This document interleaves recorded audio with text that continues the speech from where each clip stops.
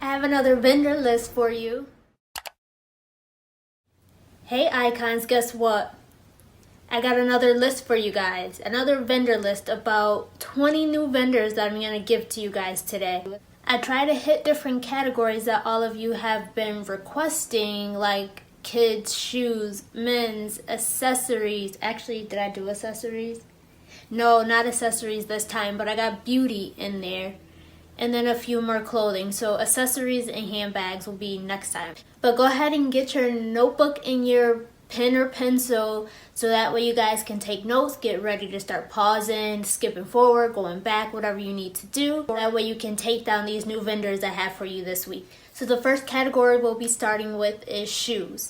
I tried to hit different price points as far as shoes and tried to find different styles, although it seems like I gravitate towards the same thing. But remember, I posted the video of when I went to the trade show that was just for shoes. So I still have all those books I have to go through and give you guys all that vendor information as far as shoes. So there'll be more shoes coming, plus I have other shoe vendors anyway. So the first brand is Soda Shoes. You might have heard of those shoes, seen them in some of the retail stores because they are out there. The one thing that I will say about Soda Shoes is, I said it in my last video, I will not use the word cheap. They are a very affordable brand. To me, those are the type of shoes where they are a one-time wear, especially like boots and you live in a snow area. If I buy those boots and I wear them a couple of times in the winter time, chances are they're done. But some of them are cute if you find the right boots. So they are cute to buy for one time, especially since the price is so low. So that's why I'm recommending this brand to you guys. But they don't just have boots, they also have like sandals, flats, and things. But the corporate company that owns Soda brand, they also have other brands. Like I know Delicious is under them. I want to say there's like 4 other brands. When I look back, I'll try to include them on the screen so you guys can look up those brands as well. Number 2 is Matisse Footwear. That one's actually a really nice brand, but you're also paying for the price because their items are higher priced. They retail around like 200, maybe like 100 to 200. You might even find some a little more than 200. But they have sandals, booties, boots, all those categories. They also have handbags and they have jewelry. Now, the one thing I want to say about all the shoe brands that I'm giving you today, with the exception of one, they all sell retail. So keep that in mind when buying from these brands because you'll also be competing against them when selling. That's the one thing that I'm always kind of iffy on, because if someone's going to Google a specific brand that they want to buy, that brand's website gonna come up first, which means they're buying from them first. But I'm still giving you guys the vendors as options to you, because maybe you have loyal customers or you have a retail store where people can walk in and buy. So brand number 3 is Mia Shoes, which I have a few pair of their shoes. They're pretty reasonable as far as pricing. You could probably find shoes around $40. You can also find shoes around like $100. I want to say those shoes that I have, the ones that I can think of right now, I paid over $100 though. So there's some of those shoes that are over the $100 mark.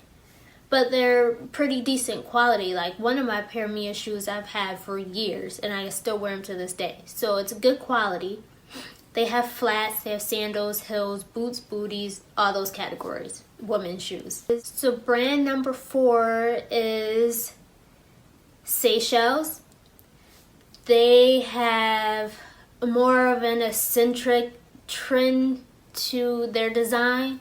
They have a lot of mules, they have flats, booties, boots, all of those categories. But when you look at that brand, it doesn't look like what you see at like Mia or Matisse. It looks more upscale, and the pricing is moderate but not super expensive. So I don't think there was anything over $300 on it. So shoe brand number 5 is Native Shoes. This one's definitely different from the others as far as style and trend, and I don't think they sold retail. But they have kids shoes, which is the reason I gravitated towards that brand. The kids was so cute. But they also have men's shoes and women's shoes. There were a lot of sneakers, flats, and boots, I believe. Those are all the vendors I'm going to provide you with as far as shoes for today's video. I'll include more next time. So the next category that we'll be jumping into is kids, with the first brand being OMG Accessories. When I saw this brand and was looking at their new collection, the first thing I said was, oh my gosh, like this is so cute. It was this whole uniform. What am I talking about? Uniform. It was a unicorn collection. Very cute, very girly, a lot of glittery, pink, I want to say sequins too. There was like backpacks and things like that, but super cute. Brand number 2 is Fluff Kids. No, why am I saying everything wrong? Brand number 2 is Fluff Kids. And they sell puffer coats. So Fluff Kids, who sells puffer coats. I got it this time. They also sell men's and women's puffer coats too, but the kids collection, again, kids is always just super cute. And they also had like the jumpsuits for babies. That was like the puffer jumpsuit. Super cute though. Number 3 is InPlay Showroom. So this isn't one specific brand. This is a showroom where you can see multiple brands. But I believe it was all kids, which would make sense for the name InPlay. But it was boys and girls, not just girls, because I know a lot of kids stuff tend to be just girls. And they have both clothing and accessories. Like I believe they also offer native shoes there as well, but they had other brands that they offered too. Vendor number 4 for kids is Leah. I guess that's how you would say it. They are an international brand. They're not based out of the US. It was all girls clothing and it was very mature, but still very trendy and very girly. I actually thought it was cute. Vendor number 5 for kids is the Glitterbox Showroom. So again, this is another showroom and they have various brands. I want to say they might have had juniors in their showroom as well. But they sell clothing and accessories. So there's your 5 vendors for the kids category for today. Moving right along. So the next category is men's. I just realized the 5 that I gave probably weren't the best 5, but here's 5 of them until next time. Number 1 is Sass Go World. Hopefully I pronounced that right. It was kind of basic to me, kind of looked like a men's Macy's line, if you ask me, but it's still a vendor option because everyone sells different things. So they have categories such as tank tops, button-ups, and pants. Men's, to be honest with you, is kind of boring to me. It's all the same stuff.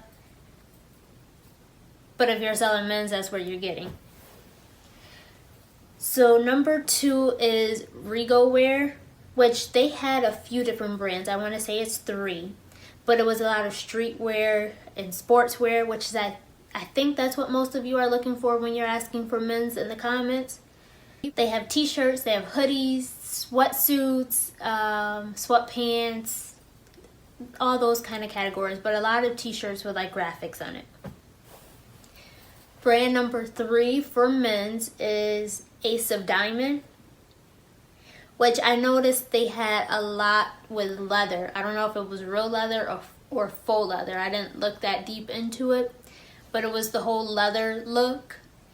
And they had leather jackets for men's, but they also had it for boys, and they also had it for women's. But they expanded more with the men's category because they also had jeans and they had button-ups. I want to say t-shirts too. I don't remember though, but there was more men's than you would have found like women's. Vendor number 4 is Alberto Nardoni, which that is formal men's. So that's not streetwear or like everyday clothing. That was more of suiting, tuxedos, blazers, ties, I believe, were there as well. But that was very formal. I didn't want to exclude anyone that was looking for more men's formal wear versus streetwear. You guys be more specific in the comments for me, and I'll look further into exactly what you're looking for, whether streetwear or formal wear. But that's all I did for men's until you guys help me out and let me know which ones you're really looking for. Okay, jumping into the next category, which is beauty. Now, I warned you guys I don't have many for beauty this week because it's not really a category I have experience with, but I can definitely find vendors for you guys. So the first one that I have on the list is AII Beauty, or also known as American International Industries. That was, I guess, like a corporation that had a ton of different brands under it. That's why I'm giving that one to you guys first, even though this video I only have 2 beauty vendors that I'm giving to you, but under AII there's several brands that you can buy. So the ones that really stuck out to me was like Ardell. Everyone was asking for lashes in the comments, so there you go. It's actually a well-known brand that you can buy as far as lashes. They had like China Glaze, which is like a cheaper brand. Here we go with the word cheap. Affordable brand of nail polish. They had Duo, which is like the lash glue. So if you're buying lashes, you'll probably want to sell the glue as well. I love Duo. And then some of the other lash brands that stuck out to me as I was researching their brand was like Ola Lash was another brand. Lash Belong was another brand that was on there. There was quite a few brands on there. So if you're looking in the beauty category for like skincare, hair care, lashes, nail care, they had all those categories on there. So vendor number 2 that I'm giving to you guys for beauty this week is J Lash. So this is more lashes specific. They had lashes, they also had the adhesive to go with it, they had skincare, they had accessories such as like tweezers, the brow razors, they had makeup bags. I want to say they had the lash applicators too, because there was quite a few accessories. But if any of you guys purchased from J Lash, let me know, because there were a couple of styles that I do want to get from them. They do sell retail, so keep that in mind if you're going to buy from them. But I figured if I'm giving you guys this information, I'll at least support you and buy it directly from you. So let me know if you guys buy from J Lash, because I'll support your boutique. I think the ones that I wanted was Anika, and there was another one, maybe Simone. They all had names, but I don't remember. But there were 2 that I specifically wanted. Any of you buy them wholesale and sell them retail, I'll buy them from you at retail. So now that I've covered some of the other categories that I didn't really cover in the first video because I was more focused on clothing, now that we've gotten those out of the way, we're going to go back into women's clothing. So before we get into the women's vendors, of course I have to go in and quickly throw in my brand. So for those of you that are new to my channel, I do have my own wholesale brand, Nouveau Rich Apparel. And for those of you that aren't new to my channel and already are aware of my brand, here's a quick snippet of my fall and winter collection.